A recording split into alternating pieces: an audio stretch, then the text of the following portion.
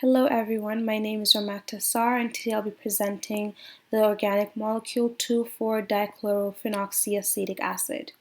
It is also known as 2,4-D. Firstly, I will be talking about the IUPAC name and the structure of the molecule.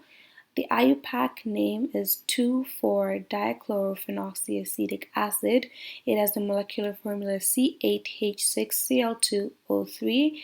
The structure of the molecule as seen in the picture above.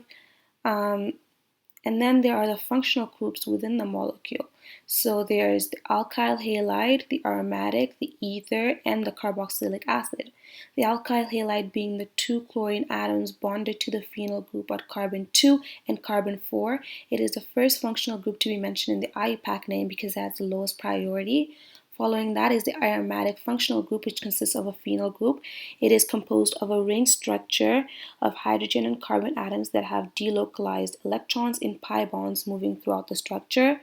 The phenyl group is then bonded to an alkoxy group at carbon 1, which comes from the ether functional group. Then finally, there is the carboxylic acid, which has the highest priority, therefore at the end of the IUPAC name. Following that, I'll be talking about the relative properties and how they are determined by the intermolecular forces.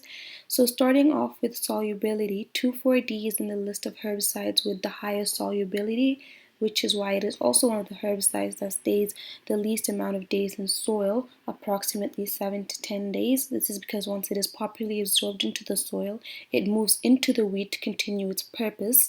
Its solubility comes from the functional groups within the molecule. The carboxylic acid is polar due to the hydroxyl and carboxyl group within it.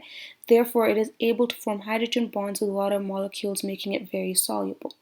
In addition to that, although ethers can't donate hydrogen, they are able to accept hydrogen, therefore they also perform hydrogen bonds with water molecules, adding to the solubility.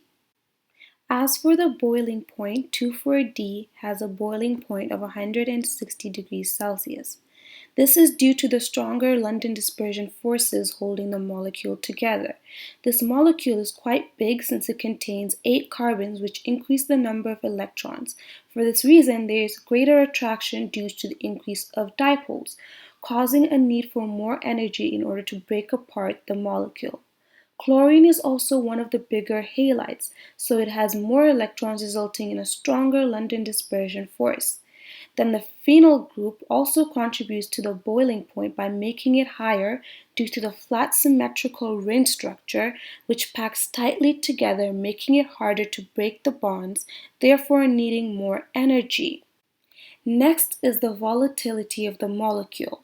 2,4-D does at times, under hot temperatures, have the ability to drift off from one area to another. This is due to being slightly volatile. For example, from the garden of one house to the garden of the neighboring house. 2,4-D contains acetic acid, which is also known as ethanoic acid. These smaller carboxylic acids are slightly volatile, which causes 2,4-D to have this ability. In terms of appearance, 2,4-D is a white to light yellow substance that is a crystalline powder. Next is the synthetic route used to produce 2,4-D. 2,4-dichlorophenolacetic acid is synthesized in 2 steps consisting of phenolacetic acid and chlorination.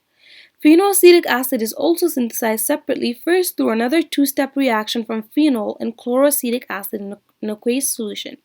The mixture is heated for approximately 15 minutes in order to solidify. Once that reaction is over with, then the phenolacetic acid is chlorinated by the addition of sodium hypochlorite in small portions. This process happens through a reaction called halogenation, whereby there is an addition of one or more halogens. In this reaction, a catalyst is needed because the electrons in the phenol structure are not strong enough to induce the dipole.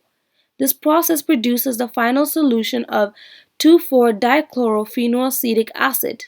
The potential issues with the production of 2,4-D as an active ingredient within a herbicide is that it is needed in high quantities for its multiple uses. Therefore, there are numerous manufacturers that make tons but have insufficient storage space, so they store it in inadequate places, causing leaks that release toxicity. Next is the use of 2,4-D based on its properties. So 2,4-dichlorophenoxyacetic acid is an organic compound that is used as a systemic herbicide. Its purpose lies in a strong ability to kill weeds by causing uncontrolled growth in them, which results in the stem to curl over and the leaves to wither. Its solubility allows it to be absorbed by soil and affect weeds such as dandelions or clovers. It is very efficient because it only disrupts the growth of weeds but not other plants. So in gardens, the grass is not affected nor the flowers. However, due to its volatility, it is able to drift off to different areas, but the percentage is very low and not likely to cause a huge effect, which is why it has been used for centuries in products that have been produced all over the world as an active ingredient. It is one of the oldest and most used herbicide. It has been available since 1945. That's 74 years.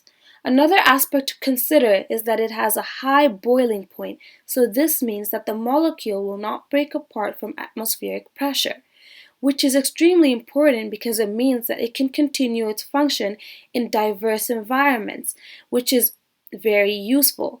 For example, it is able to destroy a variety of weeds such as terrestrial and aquatic broadweeds.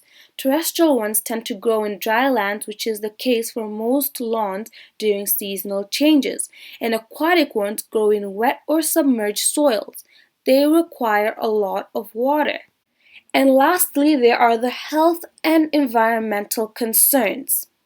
There has been a multitude of research done on the molecule 2,4-D in terms of its effects on humans. It's been reported that it can cause effects on the endocrine and immune system. It's been shown to displace a sex hormone from a protein that regulates it, causing there to be abnormally low or high sperm counts.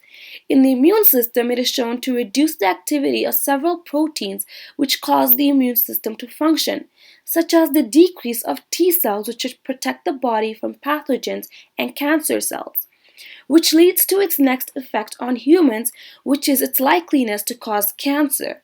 Some studies have shown that it has caused cancer in rats. There has been a lot of research done on those exposed to T4D multiple times, such as farmers, and it has shown that they are more at risk of developing a tumor in the liver. Then there are the environmental concerns. In soil, 2,4-D normally degrades due to microbial degradation. However, if this process does not happen within the normal time that the compound is supposed to stay in the soil, which as mentioned before is approximately 7 to 10 days, which can be a result of excessive use, then the particles from the soil can bind to the compound and stop microbial degradation. This results in the soil being contaminated. This is very similar to water. The molecule can biodegrade in water. However, it's dependent on factors such as if the water was previously contaminated, the population of microbes present, the amount of 2,4-D present, and the temperature of the water. In air, volatility is low for 2,4-D. However, there is still a small percentage that does vaporize and can dissolve into water droplets in the air, polluting it and making its way back to the Earth's surface once again. Due to the health and environmental concerns, 2,4-D has been minimized in a lot of herbicides until there is furthermore concrete research to prove that it is not harmful to humans as well as the environment. Other herbicides that have zero volatility as well as proven to be less harmful to humans are favored. This is the end of the presentation. Thank you for listening.